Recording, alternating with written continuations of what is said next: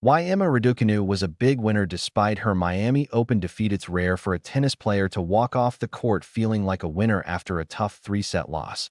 But that was precisely the case for Emma Raducanu at the Miami Open at the start of March. Raducanu's focus wasn't on deep runs in WTA 1000 tournaments.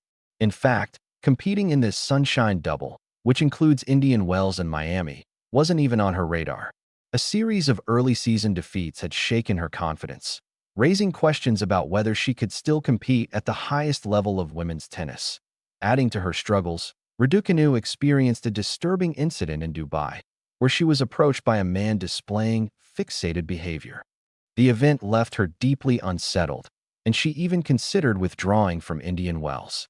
Speculation swirled that she might take a break from the sport altogether. Her first-round exit at Indian Wells reflected her lack of preparation, but by the time she reached Miami, Raducanu had reset her mindset, and the results showed.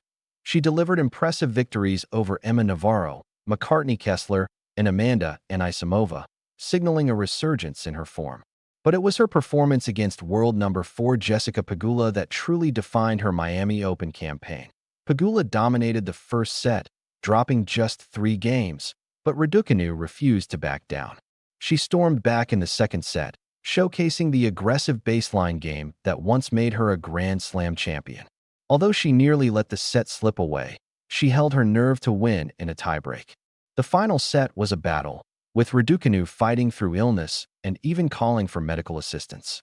In the end, Pegula emerged victorious 6-4, 6-7, 3, 6-2.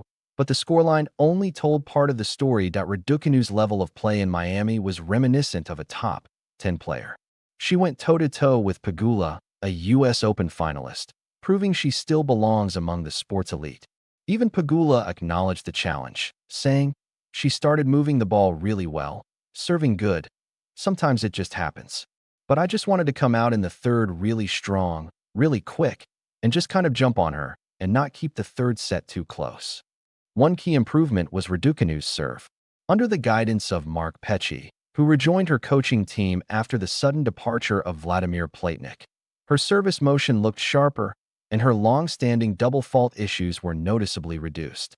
Her aggressive baseline hitting and powerful return game were also back in full force, making her a formidable opponent once again. Financially, Raducanu's Miami campaign earned her $189,075 in prize money and a return to the WTA Top 50. But more importantly, it restored her confidence. This was her best tournament run since winning the U.S. Open 3.5 years ago, and it reignited belief that she could return to the sport's top tier. What began as a month filled with uncertainty has ended with renewed optimism. If Raducanu continues on this trajectory, a return to the WTA Top 10 by the end of the year no longer seems like a distant dream.